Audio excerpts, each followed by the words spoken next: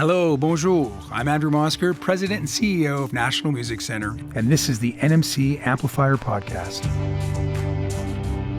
We're not giving something to somebody. We're not giving therapy to somebody. Since the whole genesis is from the artist or participant themselves, from the songs they start, they are in charge of their healing journey. So that's really, really important, because once the program or their part of the program is done, they can continually heal themselves and their community.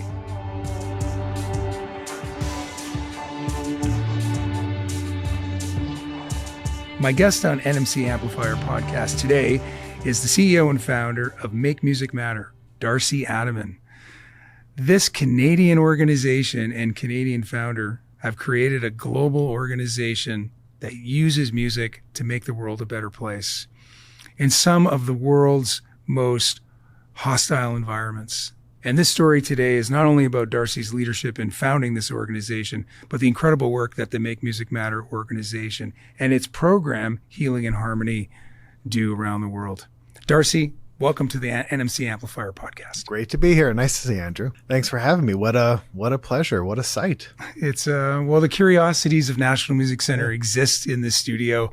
Old instruments and curiosities, some books, and sort of these memories of history that in a lot of ways kind of inspire music in the future. And I think what you do with Music Matters is Make Music Matter is a really good example of the future and the power of music. And when I learned about what you do from Steve Kane, who's on your board, he's also on the National Music Center board, I was really intrigued, because this podcast, this Amplifier podcast, is really about amplifying the voices of people and organizations who are doing inspiring things to use music to make the world a better place. And it's often people that aren't necessarily artists who are performing, but it's individuals like you who have built and created something that helps music do great things, change lives, inspire lives, heal. And so as soon as I heard about you and Make Music Matter, I'm like, got to get Darcy on the podcast to hear your story and to hear the story of Make Music Matter. So I've got a few questions I obviously want to ask you, and hear you talk about this incredibly inspiring organization. So I'll just kick off with, from your website, it all started with a song in 2006 that you produced to raise awareness for the AIDS pandemic in Africa. So fill in the blanks. What happened after that, Darcy? What happened is I never went back to my day job. So I distinctly remember when I did that Song for Africa CD single, I remember being in the studio, because it took about a year to get the funding. It was my first major project. I remember telling the artist in the studio, I can't wait to go back to my regular life. Like that was the plan. It's like, here's a year off, and What was your regular life before? Well, at the time I was a full-time producer and actually living a lot in Philadelphia, working as a producer there. And then it just never happened.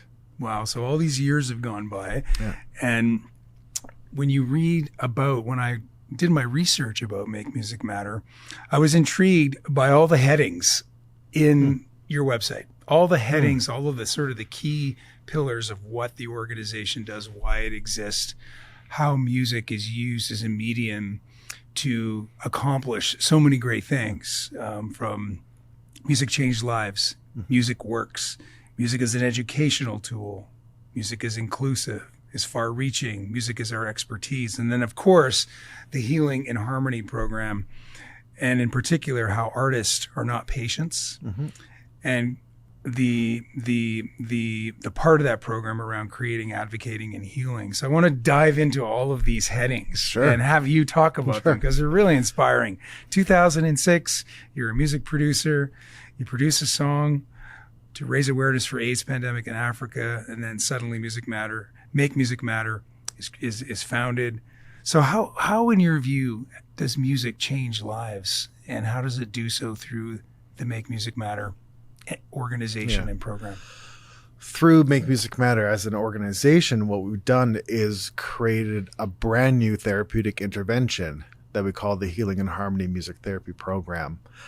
Through that program and model, we go into these communities to date into conflict and post-conflict zones and heal trauma in particular PTSD, anxiety, and depression. And what we have to keep in mind, if someone is so traumatized that they're literally catatonic from their episode, your life is on hold until that is taken care of. So, no amount of education or job opportunities, economic opportunities, skills training is going to make a difference. If you're so traumatized, none of it's going to work or stick. So that is sort of one of the key aspects of why we do, what we do. The other aspect to the model itself is the advocacy pieces that it creates. So we go in, we heal the individual, but the byproduct is these fantastic albums that get released globally now that we have Artist for Artist Records distributed through Warner Music Canada.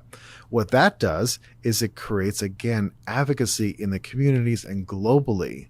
So stigma gets reduced. So people, say if you're a survivor of sexual violence and you've been kicked out of your home and your community for being raped, no fault of your own, of course, all of a sudden that music, your song, your story is in a catchy melody, and it alchemizes the moment.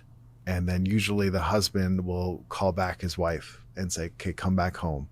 And then extrapolate that across an entire community. The communities can cohere and heal together. So it's really a twofold thing. We go in to heal individually the trauma, and then the byproduct of the music creates these, again, phenomenal opportunities for advocacy and changing just how people view survivors, basically.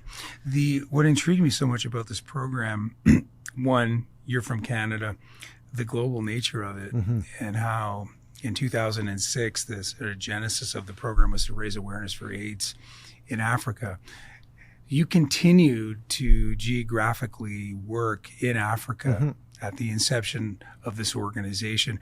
Where specifically in what countries were you working in initially, and where has that program taken you into other parts of the world? So initially, after that first Song for Africa sort of campaign, it was well before Healing in Harmony. I was, as a producer, I was learning the humanitarian world the hard way on the ground. So I did a bunch of other programs just to basically learn. I built some schools, helped out some clinics in Kenya. We ended up, before formalizing, starting the first ever scholarship program in Kibera, which is Africa's largest slum. It's 1 million people living in a square mile with no provisions whatsoever. We started the first scholarship program there in history. And I did all these one-off projects until the idea of Healing in Harmony came to place, and then that went off in its own tangent.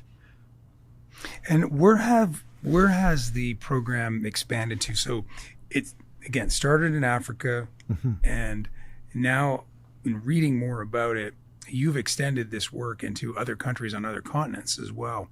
Where are some of those? Where are those some of those jurisdictions that you're working in right now? Healing in Harmony started in Rwanda, but in terms of it operating fully, that wasn't until 2015 in the Congo. So Eastern Congo, in a city called Bukavu at the Panzi Hospital, which is run by our main partner, the very well-known Dr. Mukwege, who won the Nobel Peace Prize in 2018. That's our main partner. So we think we have 5 sites in Congo now, but also Rwanda, Uganda, Guinea, South Africa, Turkey/Syria, Peru, and soon to be Canada. Wow, it's amazing.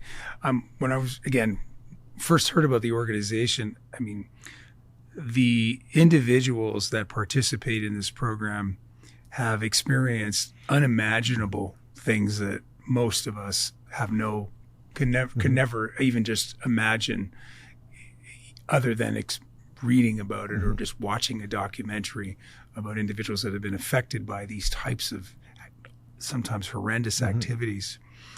How have you found that the program itself, the Healing in Harmony program itself, how have you found the results of it working with individuals that have experienced such incredible trauma? Yeah, we're, as much as we all love music, and that is sort of the ethos of our life. It's an exciting front end, so to speak, but the back end is a very serious therapeutic intervention. So we literally quantify everybody going in and out of the program to know if we're healing their trauma or not, and to what degree, so we can make adjustments for every single individual. So our data and research shows that this does work, unbiased, like a magic pill. There's some spots, we got recent data back in the last 2 months in a heavily conflict-ridden area of Congo where we literally had a 100% success rate. So what I mean by that is when we score everybody going in, they all surpassed by far the threshold to have PTSD, anxiety, and depression clinically, and then literally nobody did afterwards. That's amazing. So, again, considering the areas that we're working in, I mean, these are incredibly tough areas. That is really astounding.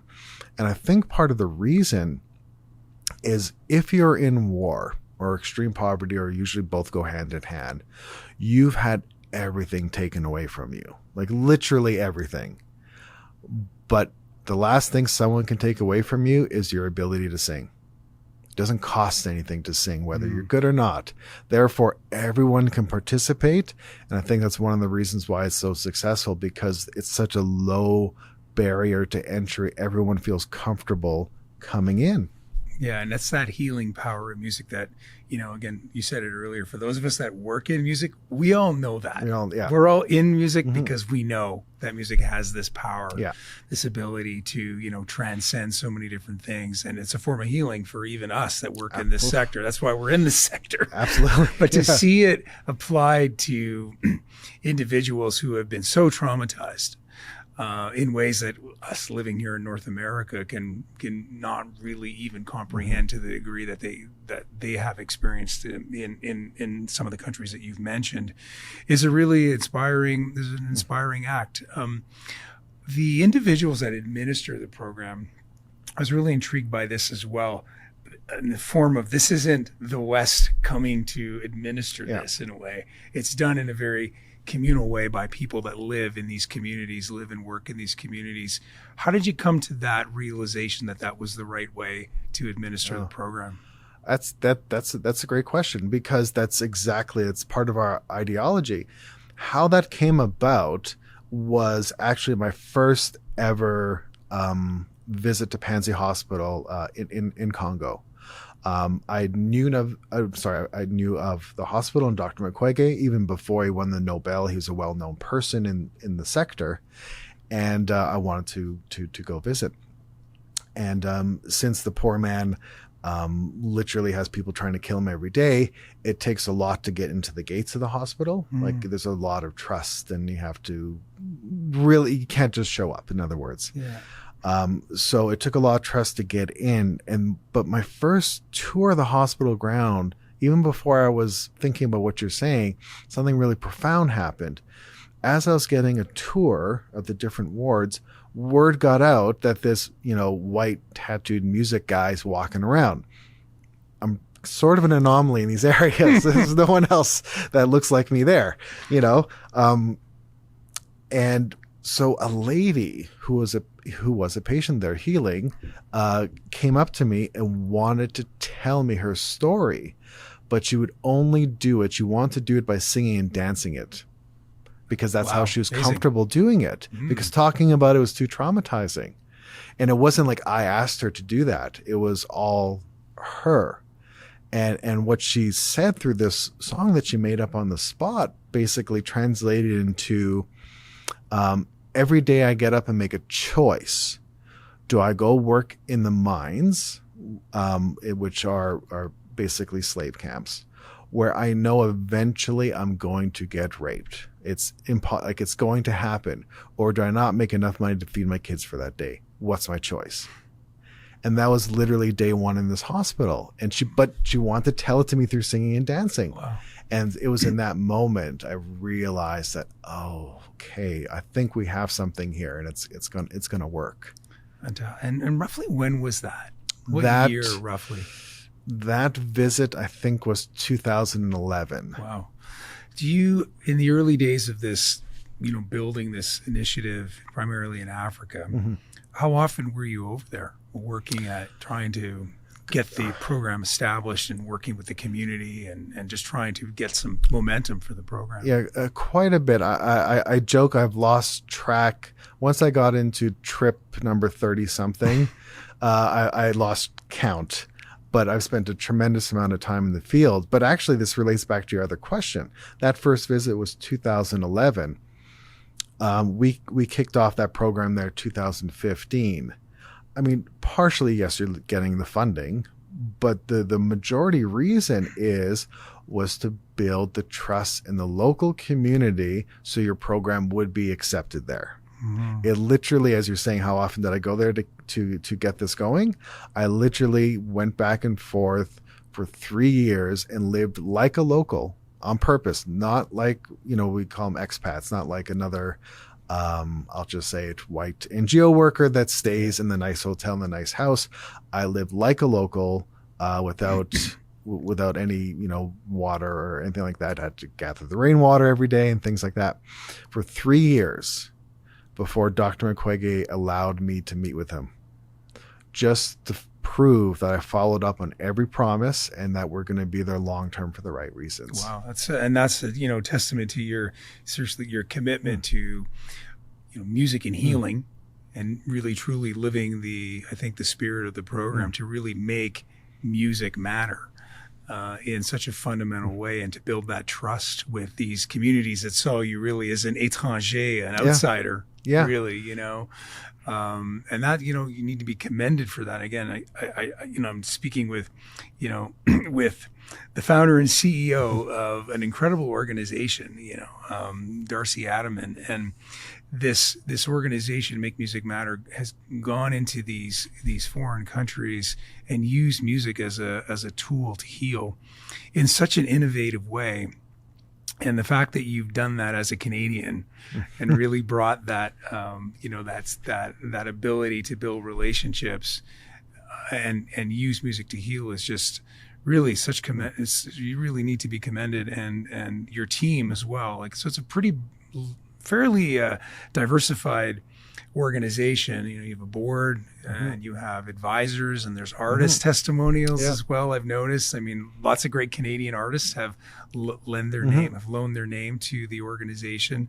Tell us a little bit about what it was like to, sort of build what you've built from the 2006 song to then that evolving into opening up some other doors. And how did you get other people here in the West interested, in Canada or in the United States, interested in participating with you to build the organization? Quite honestly, very much an uphill battle. For many. I understand that. Many years. I mean, the joke was, okay, I want to go to an active war zone and bring music, and this is what's going to help. I mean, I just got ignored and laughed at for many years. A sign of an innovator. Yeah. A sign of a pioneer. When you're first through the wall, you're always going to get a little bit hurt, right? So there was definitely that aspect to it. Even after we got major funding, the same issue was occurring.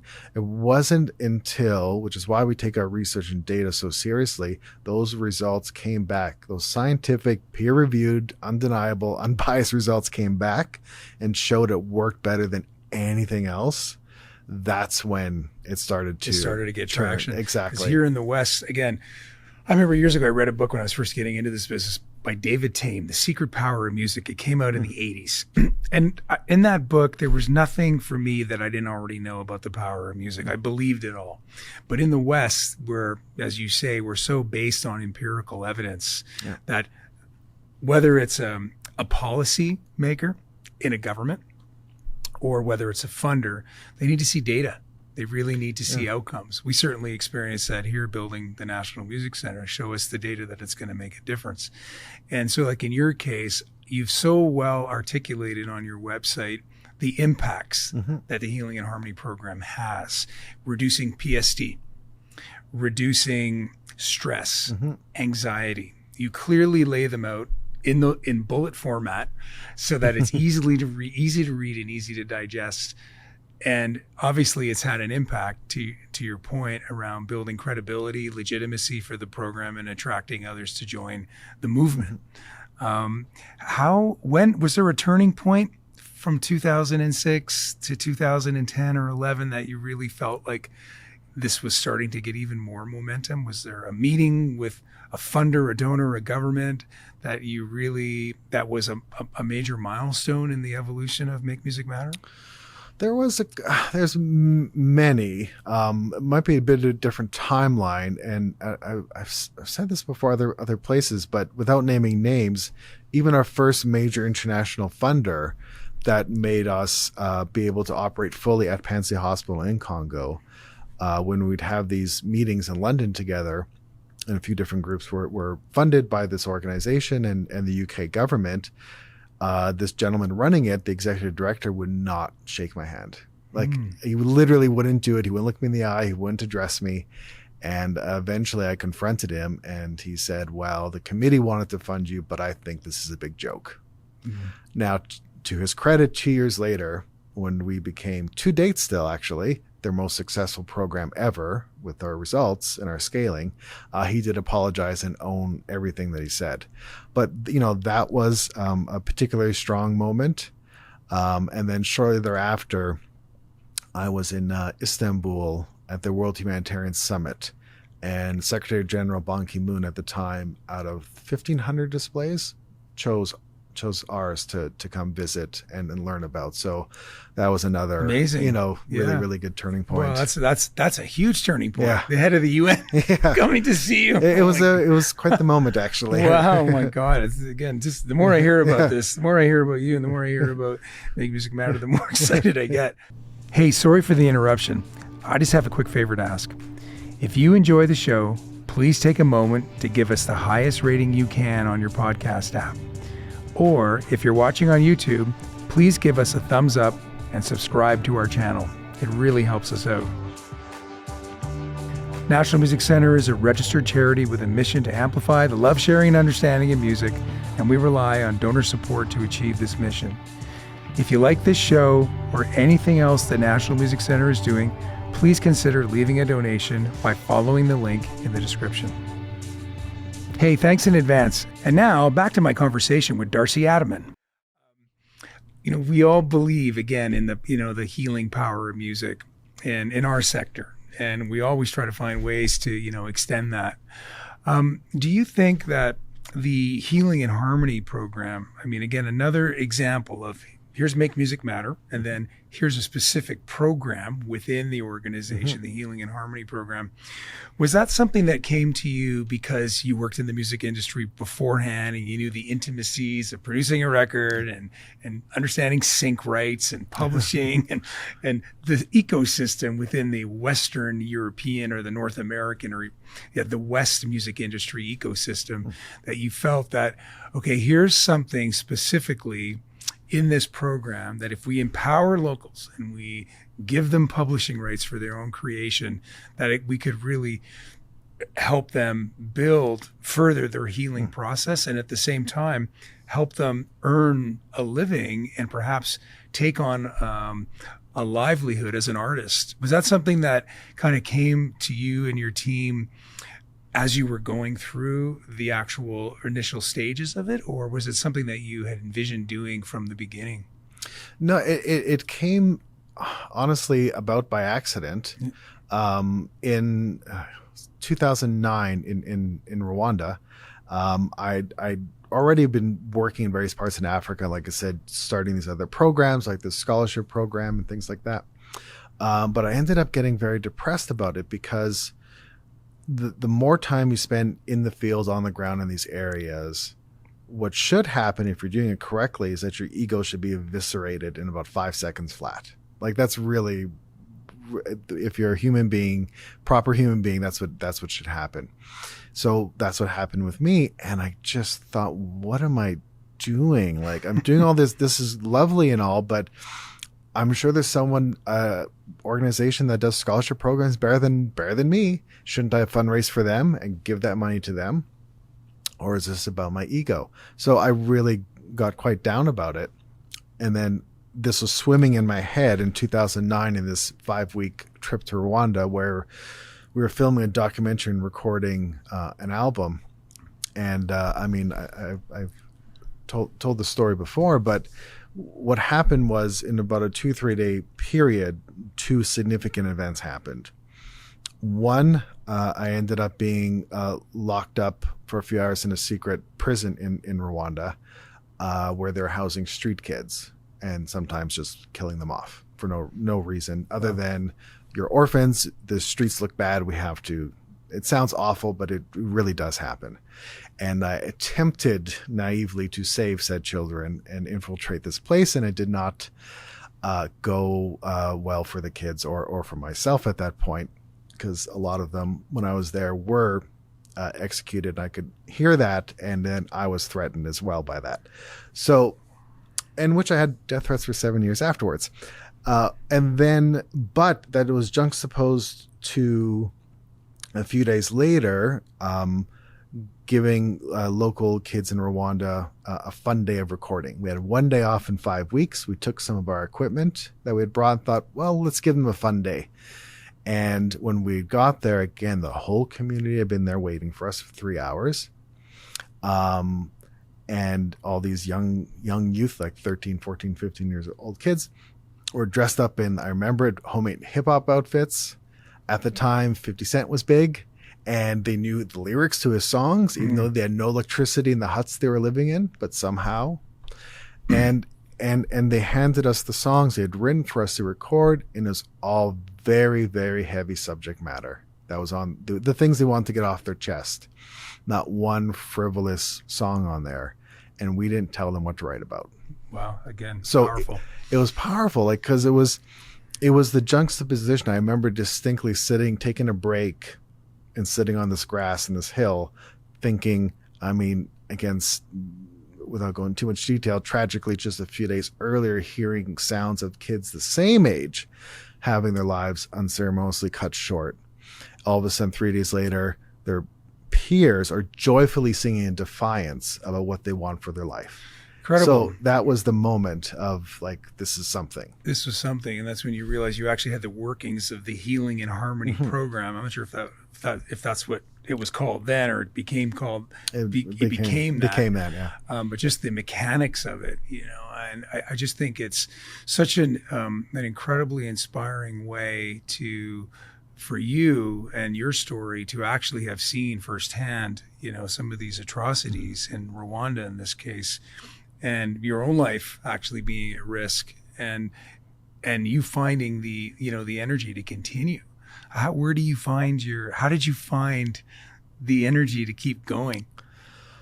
Well, my inside joke is it's like the original Matrix movie. Yeah. The red pill, the blue pill. Right. Once you take one, it's really hard to can't go back. You can't go back.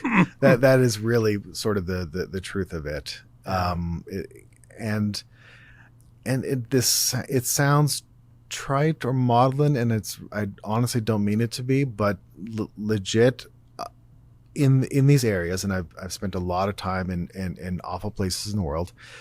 You find the most brilliant, courageous, smart, brave people that are just living in the worst conditions ever. And it makes you like, there's no way you could possibly give up. It gives you perspective. Exactly. It gives you perspective. I mean, in short, I can still go home, and they can't, because that's their home, and that's really what it comes down to. In some of those far-reaching places outside of where we are right now, in Calgary, Alberta, Canada, on Treaty 7 land in Mohkinstsis.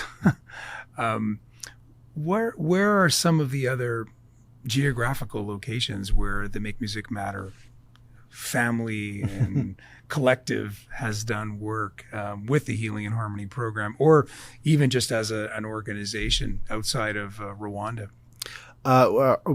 We have the most amount of sites in Eastern Congo with Dr. Mukwege, and but also Uganda, Guinea, South Africa, Turkey/Syria. Depends on the day, what side of the border we're working on. Peru, and then again, hopefully soon to be Canada. Yeah, that's amazing. In a relatively short amount of time. Mm-hmm. I get it. 2006 may seem like a long time ago, we have some that's an interesting date here at National Music Center, because that's when we got the go ahead to build the National Music Center. wow. It opened in 2016. So Wow. I realized like it wasn't that long ago, and you've accomplished so much in a relatively short period of time. What are your hopes or your vision for bringing the Make Music Matter organization and the Healing and Harmony program into Canada? Yeah, that's twofold. One, of course, we want to do all our part to work in the Indigenous communities to help heal them, in particular for the generational trauma. And not only doing that individual healing, the hope is the pride we all feel from the music being released by these communities will help maybe cohere our two solitudes. I know we talked about years ago the two solitudes of, the French. It's, my opinion, is really the Indigenous and the English. Yeah. And if we can understand each other better that way, if we can have the most extreme survivors, I'll give you even a better example. In one site in Congo called Beni, where we had ex-child soldiers creating alongside of women into forced prostitution. If they could heal together and cohere together and become a community and forgive each other, I want to extrapolate that to the Indigenous communities in Canada here.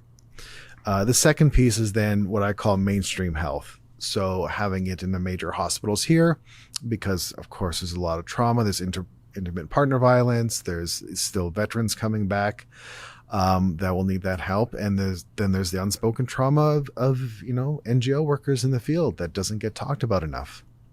The opportunity there is significant. I mean, I can really relate to these two solitudes in Canada. I mean, I grew up in Quebec, so I lived with the English and French tension through a couple of referendums. But I really, it really resonates certainly with me the way you've reframed it, that there's two solitudes. There's Indigenous people and settlers in general that have come, to these lands that we now call Canada. From at least a Western perspective.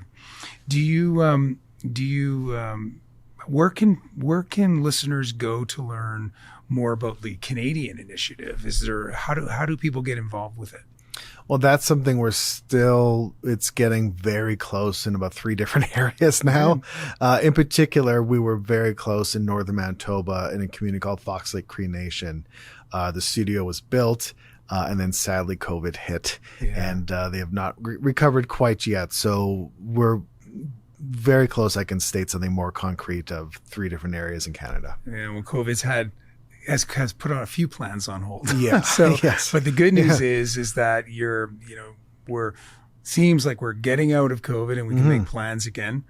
And are you going to head back to that that part of Canada again to sort of pick up where you left off prior to COVID? Yes, absolutely. Again, we have application in now for the Toronto area, and the original area, northern Manitoba, Fox Lake Cree Nation, are starting to kind of get back, because it was not only the community that got decimated from the virus itself, it's the wellness programs, the staff in the programs of the community, the stress of it. So they need to be able to function as their own organization first. So that is just starting to happen again. Well, it's super exciting, Darcy. I mean, the future of music in a healing capacity seems like it's just been building momentum over the last 10 to 20 years, particularly with so much research that exists out there here in the West around some of the, the outcomes that you've described, not only on the Music Matters website, but even in this this podcast today. It seems like more and more people are beginning to believe that beyond anecdotal evidence that music heals, there's now scientific evidence too. And so it means that there's great opportunity for Make Music Matter in the future. And are you excited by that, or are you very much so? I mean, you lament the fact that it's needed, of course. That's a very real feeling. But as an organization, we're well ready to address that. Our team and model are well tuned for that.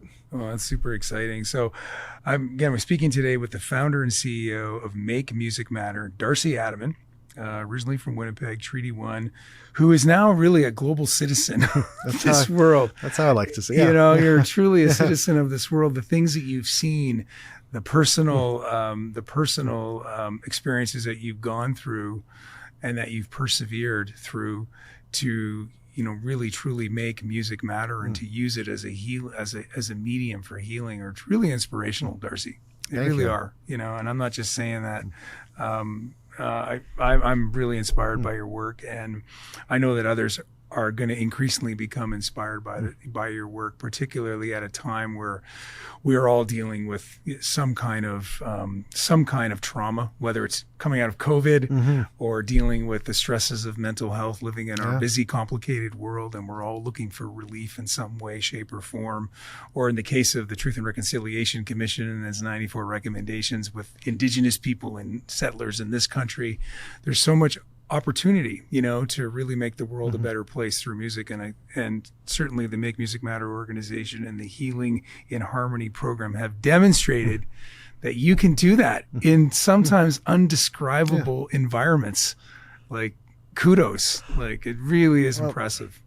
Well, thank you. And I don't want, I don't want the attention particularly on me as an individual. Because I just don't feel that's productive, necessary, or certainly not how I was raised. But as an ethos in Healing and Harmony it's never, we're not giving something to somebody. We're not giving therapy to somebody. Since the whole genesis is from the artist or participant themselves, from the songs they start, they are in charge of their healing journey. So that's really, really important, because once the program or their part of the program is done, they can continually heal themselves in their community. So it becomes much more powerful afterwards, and you get that sort of positive multiplier.